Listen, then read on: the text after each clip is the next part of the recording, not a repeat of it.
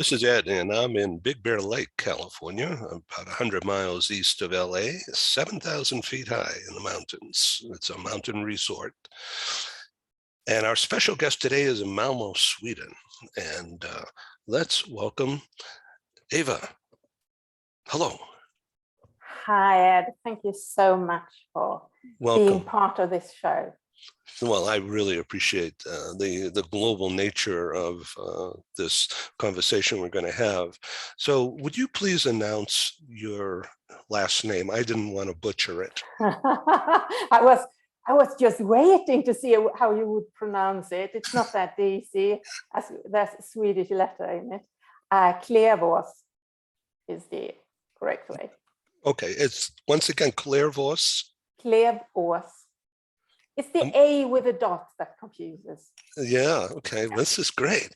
Okay, so you are a professional for many years involved with human resources, people.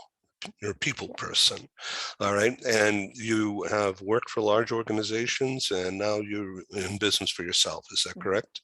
Yes, that's correct. All right, so, but you are hired on occasion to do contract, right? And in other words, step in, play a role in an organization to take care of something that needs to be done. Yes, I'm normally working not too much as an interim solution for companies, more as a senior advisor for, it could be either projects or it could be managers or HR calling saying, shit, how do we handle this situation that might have occurred? And then they call me. This is really cool. Okay, so the theme of our conversation today is going to be a modern topic, the sustainable employee life cycle. Yeah. So what does sustainable mean to you? Well, I think sustainable is an interesting word because we have it in so many different situations today. But in this case, I think it's about finding a way how to handle our employees in the best possible way, not only from, of course, we should have it from a people perspective that we should be nice to our colleagues, etc., but also from the fact of, take me in a positive way now, but getting the most out of the employees while they're staying with us. Not to stress them. I'm not talking like in a factory to just squeeze them out as if they were machines, but they will probably not stay as long with a company today as they used to do if we go back in previous generations. That's what I mean with sustainable employee life cycle. So before we do a deep dive here on inside and outside and what it looks like to you, is this related to this great resignation, this great escape, people leaving bad bosses, or they've been isolated because of the pandemic and now they've had some time to look inside and figure out how they can deal with life, and they're looking for something different? Is all this what you're referring to as sustainable? Both yes and no. Yes, from the perspective that we have a problem that people will leave and they have left. Don't think it's only due to a pandemic. We often talk about that now with the pandemic, people have had time to think about, is this really what I want to do? It might not be, and then suddenly they're looking for new challenges. But I think this is also connected to the fact that the world is spinning faster and faster, and the employees will just hang along in that pace as well. So let's talk about life cycle, employee life cycle. So life cycle means when they first come into a company and then how they exist. Yeah. Okay, so you mentioned that outside expectations, we are operating in a world that seems to be spinning faster and faster. I recognize that too over here in California, that things are moving really quick. Do you think the world is spinning faster? Well, it depends. I don't think the Earth is spinning faster, but I think that we are suddenly getting used to get information quicker and quicker, and that puts another kind of pressure on the much companies more, right? And much more. Yeah, I mean, I remember when I was a kid, if I would have a question about something I didn't know, I would go to a dictionary and I would look it up, and that dictionary might be 10 years old, but still I would trust it, or I would ask my parents or someone else, and they might not know, they would just say what they thought. And now, I mean, if I would look at my kids, they would just check with Google Foo, and they would just think that, oh, this is the coolest solution. I don't need to know everything, because here's on YouTube, I can check exactly how to do whatever. That's absolutely right. Let's do a quickie on what's inside compared to outside. Well, I think on inside, due to the situation on outside, well, I mean, it will affect the inside expectation as well. And I mean, there are so many exciting subjects to talk about here, but I would just pick a very few out of them here. Otherwise, I would stand here talking for the full day. But I think one thing is that the companies, they kind of underestimate sometimes the importance of the onboarding process. I mean, we are talking about onboarding, of course it should be that.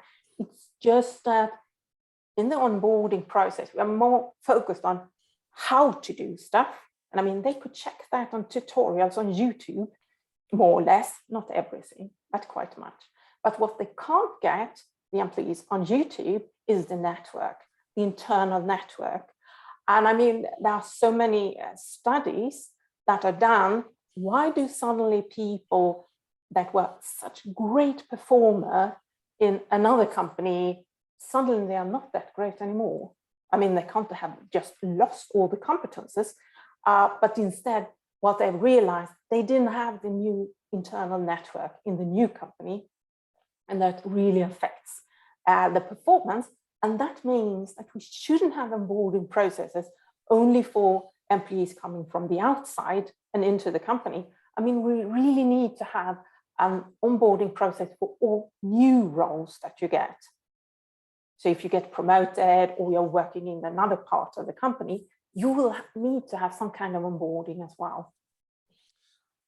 So to what extent do you onboard people in a social environment before or during or mixed with work activities, so that you get to see people in real life rather than perhaps artificial, quote unquote, artificial, or they're at work and they have to be in a work head? Well, I think it's a bit risky if all our introduction would be through Zoom or Google Meet or whatever tool you're using, because something happens when we actually meet. In some cases, that might not be possible, and then you need to work with it from another perspective. It's just that you need to have a good plan. How do we do it? I mean, the employee might not want me. The employee might not know whom to talk to, and that's a perfect thing that the managers or HR or whoever would just kind of connect people and give them time to talk, not only about these are the tasks that needs to be conducted, more who we are as persons. Yeah. Because if I know a person, it will be so much easier for me to just lift the phone and ask, hey, I don't know how to do this. Could you just help me out? Yeah. And we want that. We want to encourage that without making people feel stupid or you know, we have to remove that stigma. And it's okay to say, hey, I need some help doing this. Yeah. And then people will sort of kick themselves for not knowing something. And then that's a negative spiral. Exactly. That's hard to remove, right? It's really hard to remove. And you also want to know if something didn't work as planned. I mean, then you would like to know it as an employer as well.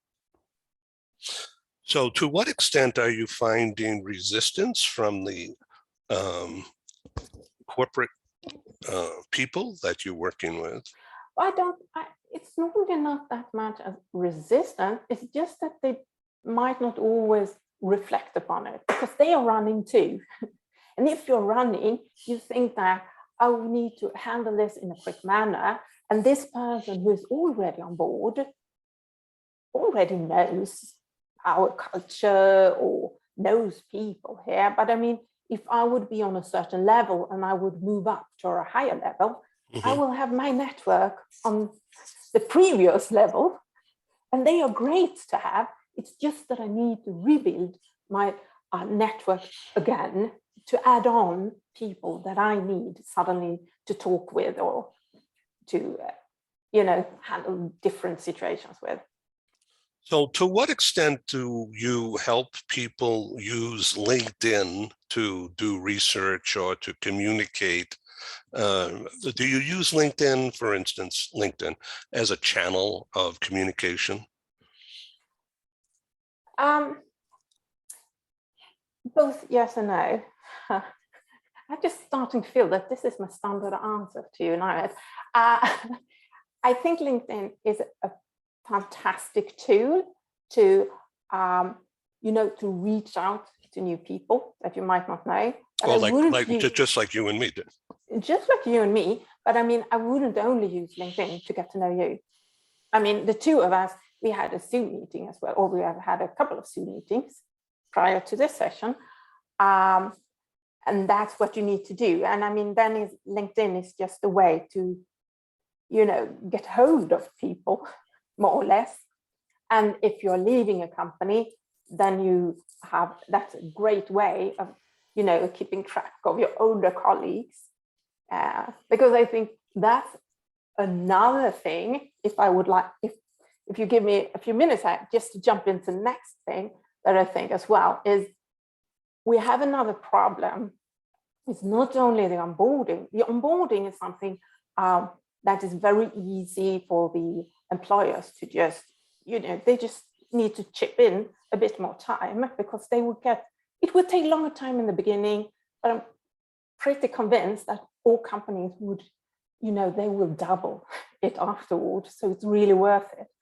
The other problem that we might have, or not might have, we have it in most companies is that, when you start a new position, you come to a new company, you start this job that you really wanted to have, and you have this learning curve that goes straight up, you get the training, you get to know the culture, etc.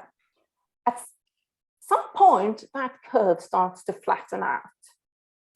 It will do that for, all people. It will take quicker for some, a longer time for others, but at one point it will start to flatten out. The problem is that quite many people, they will stay a bit too long. Because when they come to this flattening, they start thinking, oh, I don't know, is this what I should have? Or do I want something else? But on the other hand, I have a pretty okay salary, or I love my colleague, or it's easy to commute here, or whatever.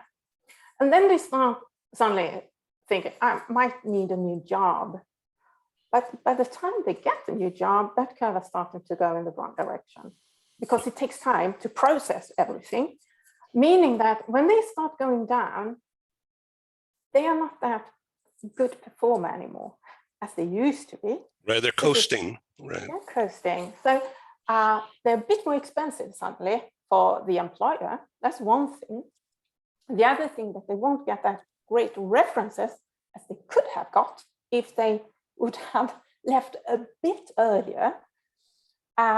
So what I do think is that companies should convince managers to start with, like asking employees before coming to this part, when they're still, just before the tipping point, they should ask the employees, are you still motivated?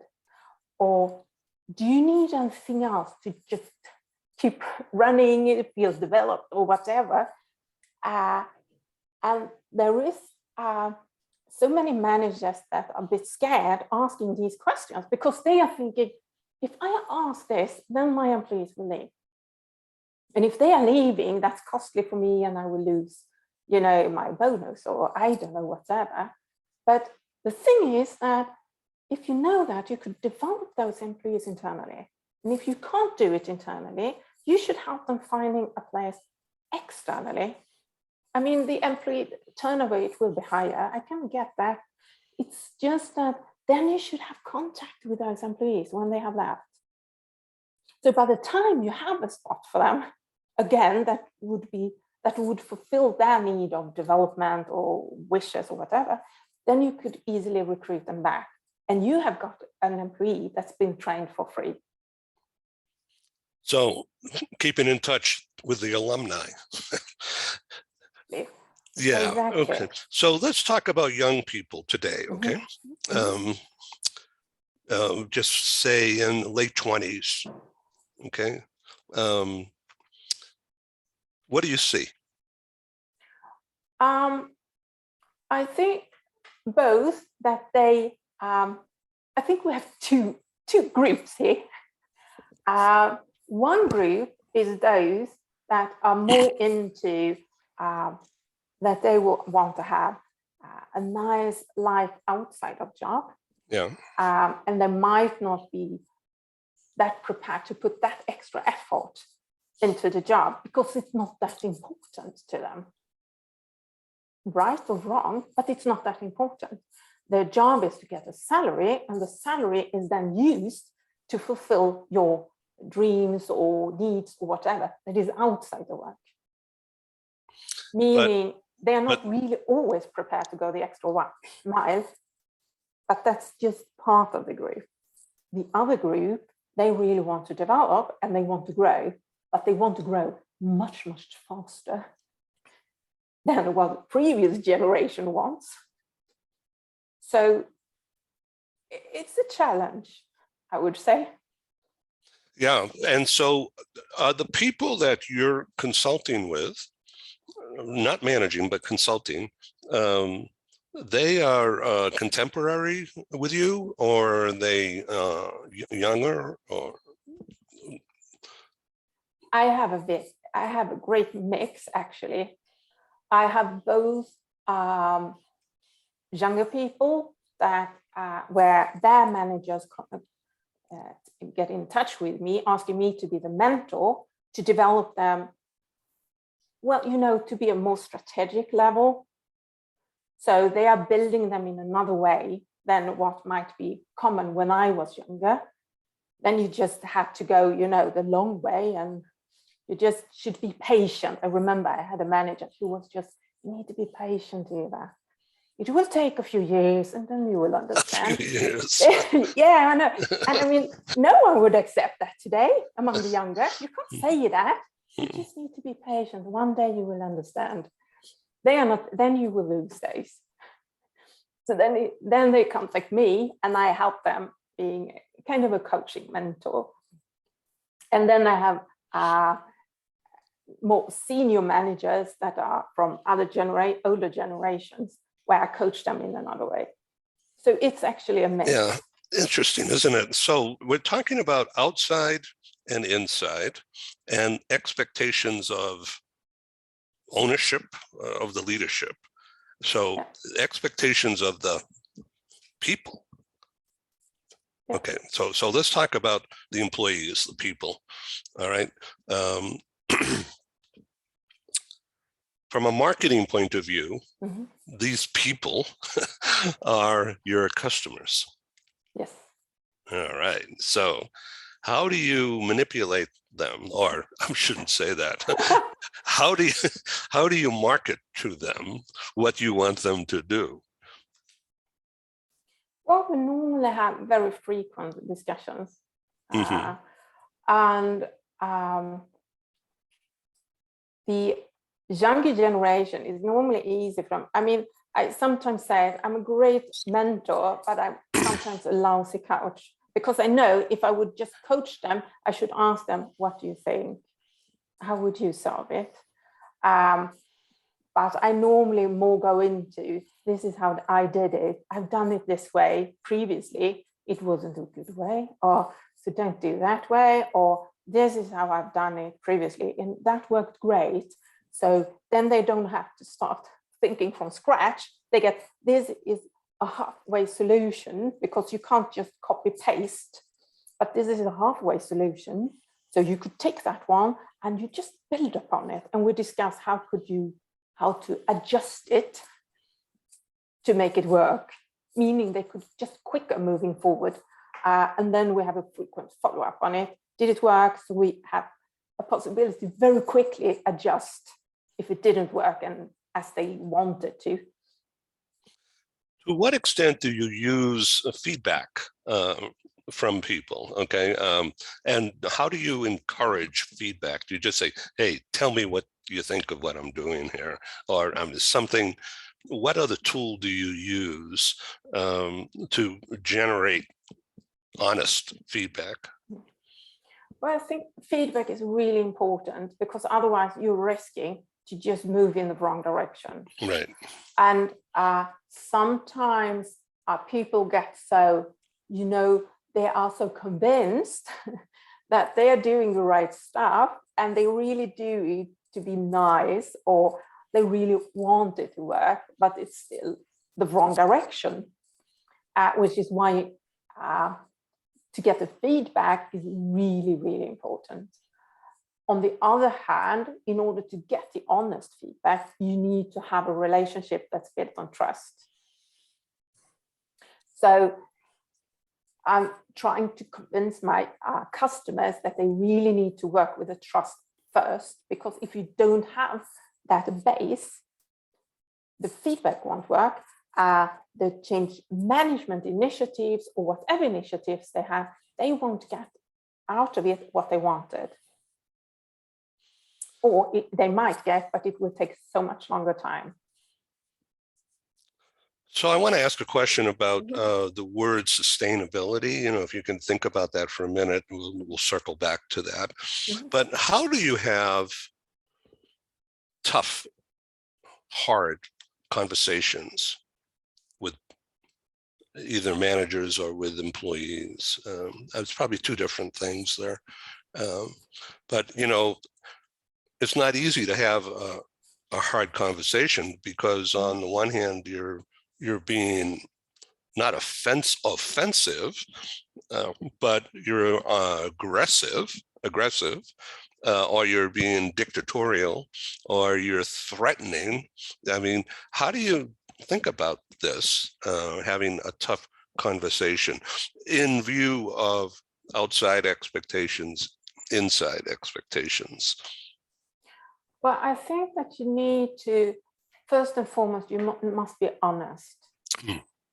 I mean, that's the base, especially if it's a really tough discussion.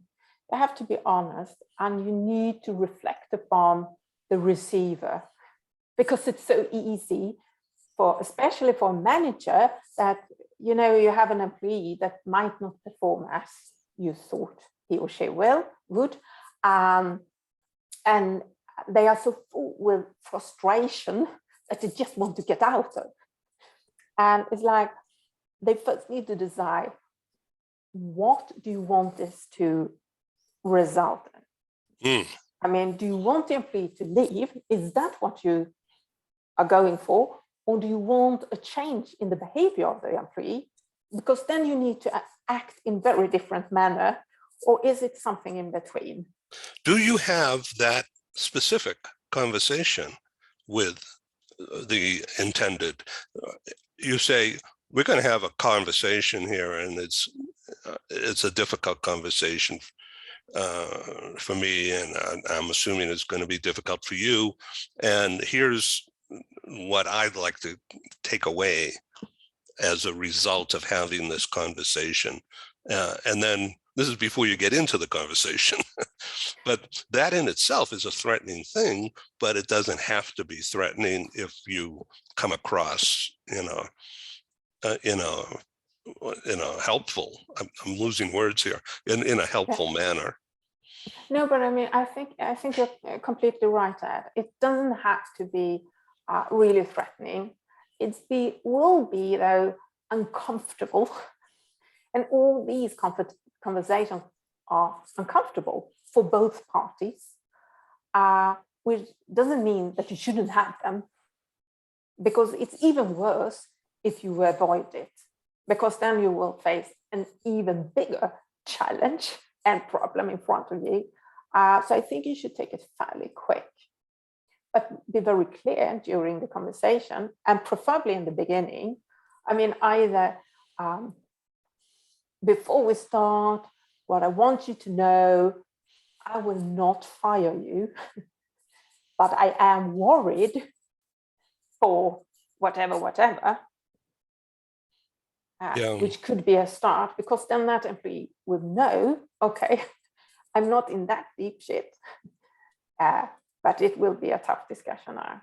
And then you need to follow up that employee frequently, especially if you want to have a change in behavior. Okay, so we've been talking about outside expectations, and the big, keeping in mind the world is speeding up, the volume of information, accessibility is changing the ways you and I work, and how the employees are working too, and everybody's different. So sustainability means what? Keeping the company profitable? Yeah, I mean, that the companies need to be profitable in order to survive. And if they don't survive, there won't be any employees either, and they won't get their paycheck. I mean, that's fairly easy. So we need to have companies that's sustainable from a financial point of view. But if they need to have employees that would manage the pace as well, because otherwise it will be costly, and then you have problem with the financial part anyway. Do you use the idea of paying people to be honest with you, encouraging a bonus mentality? I'm one of those that are not too happy about bonuses. Mm-hmm. I strongly believe in bonuses when it comes to, I mean, if you're working in a factory with tasks that are very repetitive, I mean, it's fairly simple. I'm producing something, and if I manage to produce more, I would get an extra money for it. I would get a bonus out of it. When it comes to bonus system higher up in the organization, there are far too little evidence that shows that it will actually be more profitable for the company, and that would gain innovation or productivity. So I'm not fully convinced, although I know I've had this conversation with in a few group management teams. It's not very easy to remove if you already have it. But if you don't have it, I wouldn't recommend to use it. I would recommend to use other ways of making people happy and staying. I mean, ensure they have a decent salary that reflects what they are doing, and put those extra money into, building the team together. Because that will affect more if you're staying, if you love your colleagues. I've really enjoyed this conversation, and I'd like it to continue in another program, perhaps once a month or once a week, we can talk about certain issues going forward. But let's just talk about, as we come to a close here, the world we are living in now, the world, okay, sustainability can be applied to the environment, climate change or whatever. And so it's a trendy word, and so it resonates, but nobody really knows what it means. And so how do you think about that, because you brought this up, and it's a good, timely way to discuss this issue, particularly in view with remote versus in person. Do you want to address that? Remote versus in person? I think there are both pros and cons when it comes to remote versus meeting in real life. When we can work more and more remote, that means that we can utilize competences over a wider area. I mean, you and I can have a chat here, which wouldn't be possible. It may be possible if we would have to sit face to face in real life. So if we would have arranged a meeting physically, I would have to do buy a flight ticket over. It would take enormous amount of time and it would be rather costly. Now when we can do remote, meaning that we can have a chat fairly easy. It's the time zones that mess things up between us, but apart from that, it's fairly easy. So from that perspective, I think it's great. From the perspective when it comes to, if we look at companies where people are working a lot of remote, what we haven't really discussed yet, or haven't seen much discussion about it yet, is I think that we are risking the innovation, because it's harder to get that full output from people from an innovative perspective when we are talking through Zoom or whatever tool we are having. Yeah. Well, I've really enjoyed working with Zoom. I've learned how to use it and bring people together from across time and from across space, and of course, borders and cultures. And so thank you very much for being my guest today on Global TV Talk Show. And I welcome you to come back. If you would like to add something now, this would be a good time. I think we've covered this, but from your perspective, is there something that you would like to tell the audience? Yeah, I only have one thing, and we won't dig deeper into it. But if there is anything that you could just quickly start checking out, I mean, thinking, for instance, about your question related to feedback, is for those of you that have exit talks in the companies when people are leaving, I think you should start reflecting on, change those to stay on board interviews. Why are people staying? Good idea. That's an excellent idea. So people can find you, they can look here at your name, and they could do LinkedIn on that. Is there a website or some other vehicle you'd like to publicize at this time? Yes, I of course have a website as well, and it's klevasconsulting.com. That's nice and easy. Okay, thank you. I look forward to meeting you someday, somewhere. Thank you too, Ed. You never know. I know. Thanks very much. Have a good evening. Take care. You too. Bye. Bye. Thank you. Take care.